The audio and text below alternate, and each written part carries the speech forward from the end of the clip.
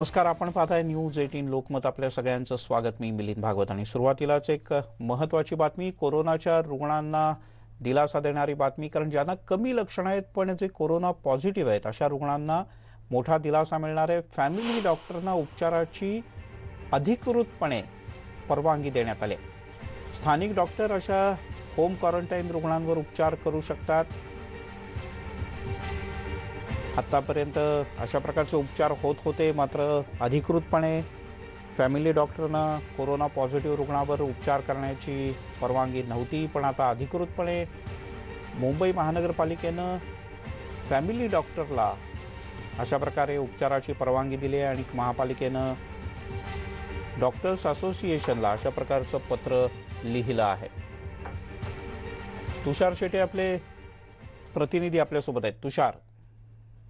अगदी खरं आहे. मोठा दिलासा रुग्णांना मिळणार आहे असं म्हणू शकतो. कारण की ज्यावेळेला एखादा रुग्ण पॉझिटिव्ह होतो किंवा त्याला लक्षणं दिसू लागतात, तो सगळ्यात आधी आपल्या फॅमिली डॉक्टरकडे जातो आणि त्यानंतर डॉक्टर त्याला हॉस्पिटलमध्ये जायला सांगतात.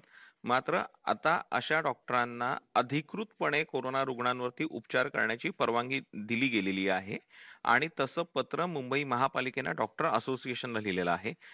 काही अटी, शर्ती आणि नियमांचं पालन या डॉक्टरांना निश्चितपणे करावं लागणार आहे. जर सौम्य लक्षणं असतील तर त्यांच्यासाठी एक औषधांचा प्रोटोकॉल तयार केला गेलेला आहे.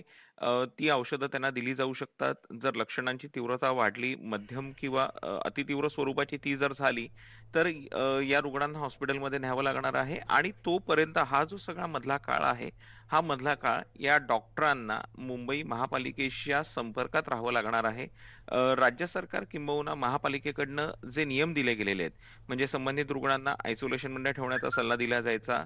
त्याचसोबत त्यांना त्यांची आर-टी-पी-सी-आर टेस्ट कंपल्सरी करावी लागणार आहे. ती सुद्धा त्यांना करावी लागणार आहे आणि अशा सगळ्या गोष्टी जे नियम आहेत, जो प्रोटोकॉल आहे, तो जर डॉक्टरांकडून फॉलो केला जात असेल, तर फॅमिली डॉक्टर हे आपल्या रुग्णांवरती अधिकृतपणे उपचार करू शकणार आहेत.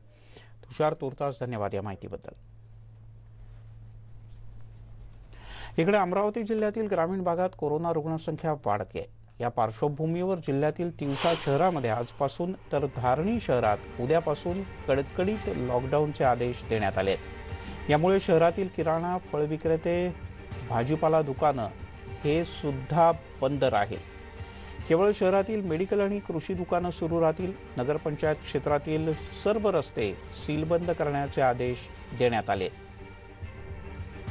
तिवसा आणि धारणी या दोन्ही ठिकाणी रुग्णसंख्या गेल्या काही दिवसांमध्ये झपाट्यानं वाढली आणि यामुळे खबरदारीचा उपाय म्हणून आणि रुग्णसंख्या तातडीनं नियंत्रणात यावी यासाठी प्रशासनानं हा निर्णय घेतला आणि तिवसा शहरात आजपासून तर धारणीमध्ये उद्यापासून कडकडीत लॉकडाऊन जाहीर करण्यात आला आहे.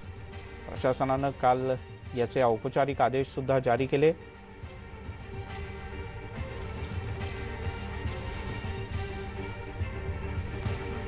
अमरावती जिल्ह्यातली ही तिसरी वेळ आहे गेल्या 2 वर्षातली की अशा प्रकारचा कडकडीत लॉकडाऊन अमरावती जिल्ह्याच्या वेगवेगळ्या शहरांमध्ये किंवा तालुक्याच्या ठिकाणी लावण्यात आला आहे. कारण रुग्णसंख्या अचानक झपाट्यानं वाढते, काही दिवसात ती कमी होते, पण लोक पुन्हा बेफिकीरपणे वागायला लागतात, मास्क घालत नाहीत, नियमांचं पालन करत नाहीत आणि मग रुग्णसंख्या पुन्हा वाढली की पुन्हा एकदा लॉकडाऊन करण्याची वेळ येते.